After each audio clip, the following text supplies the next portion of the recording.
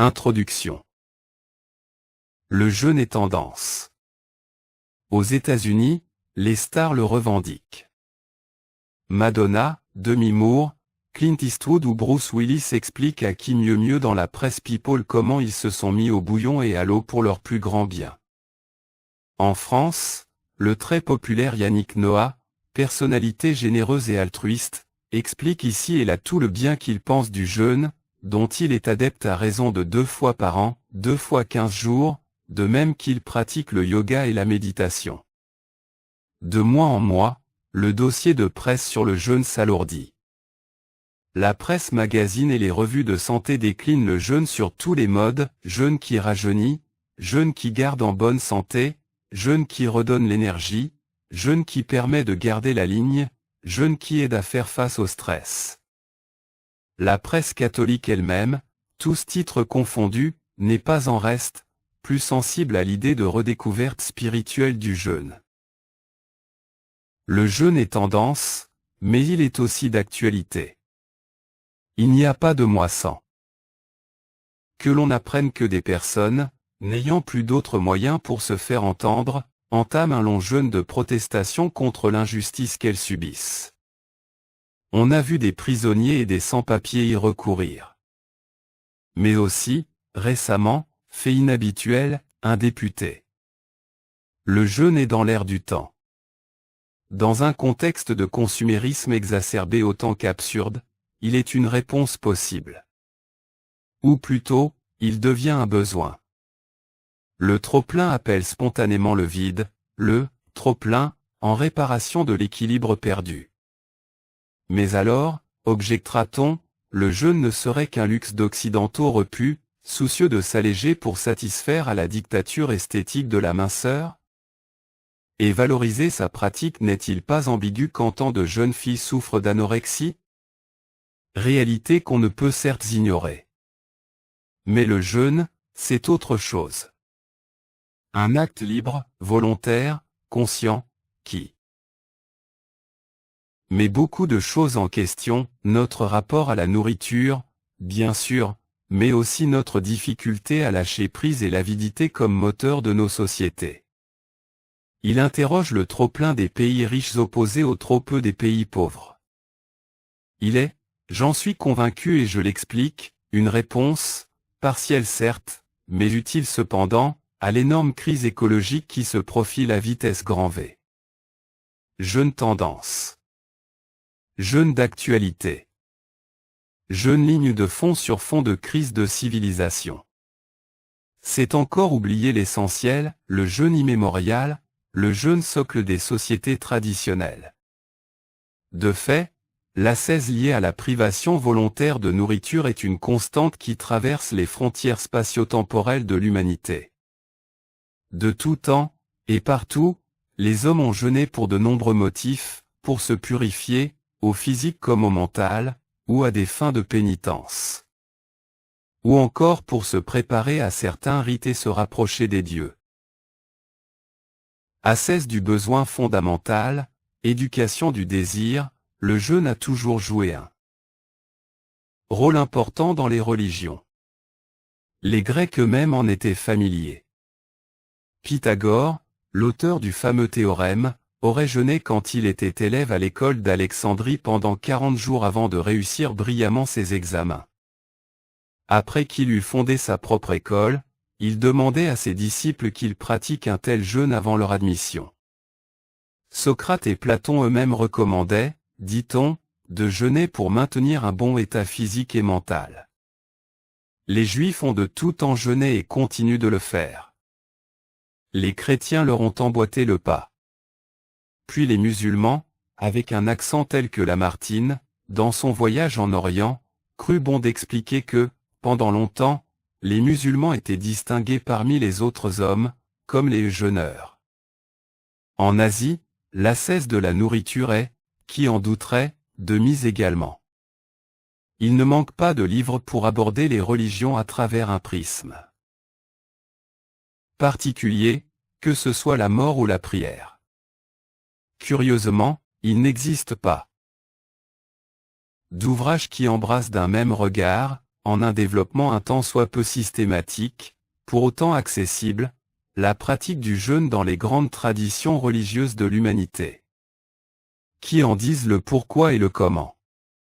Qui en spécifie les usages? C'est cette lacune que j'ai voulu combler ici, en me concentrant sur les trois monothéismes, judaïsme, islam et christianisme. Leurs traditions spirituelles sont celles qui nous concernent de plus près. Il aurait fallu plus d'espace pour montrer la riche variété des formes de jeûne en Orient et en Extrême-Orient, ou même dans les traditions toujours vivantes, mais pour combien de temps encore, des peuples, premiers, d'Afrique, d'Australie ou d'Amérique. À défaut, j'évoque, sur le mode de l'ouverture indicative, quelques-unes des formes majeures de la privation volontaire de nourriture dans l'hindouisme, le bouddhisme et le jaïnisme.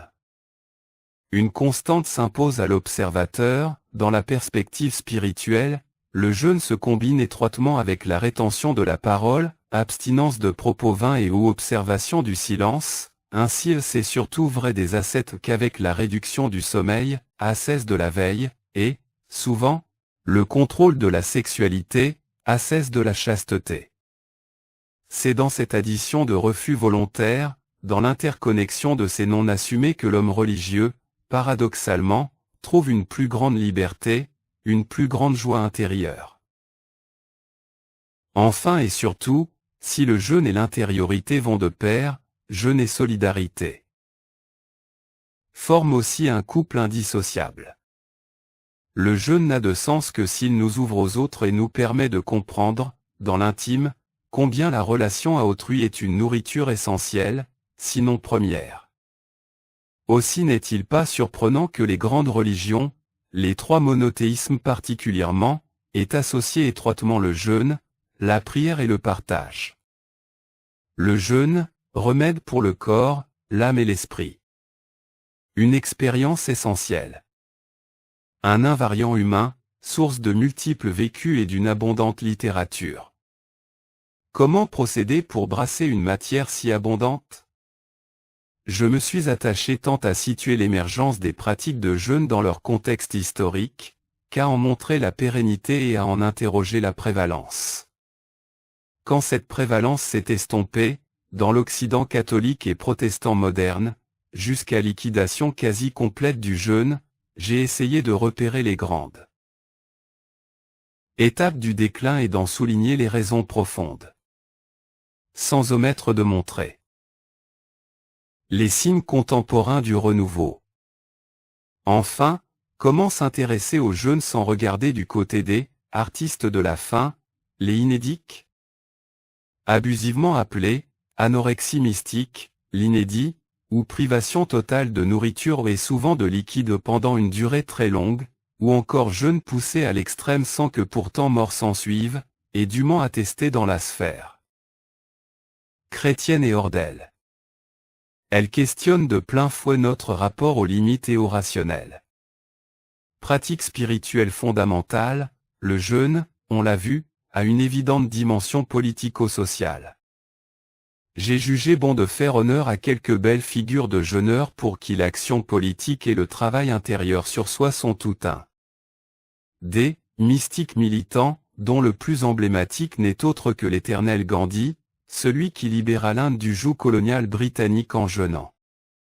Autant, donc, avertir ici le lecteur, ce livre a valeur de plaidoyer. Il veut inviter celui ou celle qui hésiterait encore à tenter la belle aventure du jeûne. Mais pour qu'elle soit réussie, il faut la conduire avec méthode. C'est pourquoi j'adresse quelques mises en garde, formule des recommandations et indique des livres et des lieux qui aideront le néophyte à se lancer.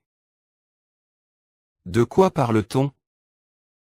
Le mot « jeûne » vient du latin jejunus, qui est à jeûne. Du latin populaire disjejunar, puis disjunar dérivent les mots « déjeuner » et « dîner », qui, étymologiquement, signifient donc « rompre le jeûne ». Stricto sensu, jeûner revient à se priver volontairement de tout aliment solide et parfois liquide pendant un laps de temps donné. Quant à la monophagie, elle consiste à ne manger qu'une fois par jour, à une heure plus ou moins tardive ainsi que le recommande la règle monastique de saint Benoît. C'est, en somme, une forme de jeûne quotidien. L'abstinence, ou xérophagie, est autre chose, c'est la privation volontaire d'aliments ou de mets plus ou moins savoureux, plus ou moins substantiels. Aujourd'hui, surtout dans les milieux catholiques du fait du relâchement de la discipline du jeûne, on confond couramment celui-ci avec l'abstinence. Ainsi l'expression traditionnelle, jeûner au pain et à l'eau, est faussée. L'usage du seul pain, additionné de sel et d'eau, correspond en réalité à la stricte xérophagie, ou nourriture sèche. En pratique, celle-ci permet aussi l'usage des légumes et des fruits. L'abstinence est plutôt synonyme de diète. Au fil des siècles, comme on le verra, l'abstinence dans l'Église latine s'est réduite à la privation de viande. Chez beaucoup d'auteurs spirituels chrétiens d'Occident et d'Orient, le terme « jeûne » tend à recouvrir toutes les formes de restrictions alimentaires à visée ascétique. Pour les médecins qui ont fait du jeûne un remède préventif ou curatif et, dans ce cas, créé des cliniques spécialisées, le jeûne est efficient quand l'organisme entre en autolyse ou autorestauration. C'est-à-dire quand il se nourrit non plus avec des apports extérieurs mais en puisant dans ses propres réserves, en priorité dans les tissus adipeux. La méthode de jeûne Buchinger, que nous évoquerons souvent, préconise à cet effet de s'abstenir de toute nourriture solide, l'apport vitaminé via jus de fruits et jus de légumes pris en quantité très restreinte ne devant pas dépasser 250 calories par jour. Au mot « jeûne », les hommes ont adjoint une longue liste de qualificatifs qui en spécifient l'usage, jeûne hydrique, à l'eau, ou sec, sans boisson, jeûne total ou absolu, ni nourriture ni boisson, ou partiel, jeûne régulier, le jeûne quotidien des anciens moines rompus le soir, ou temporaire, ou encore épisodique, jeûne ascétique, jeûne d'exultation, Saint Augustin, jeûne eucharistique, qui précède l'Eucharistie, jeûne éschatologique, jeûne d'intercession ou d'action de grâce. Jeûne des passions, jeûne des lèvres, jeûne du cœur. Une liste non close qui en dit long sur la richesse des vécus suscités par la pratique du jeûne.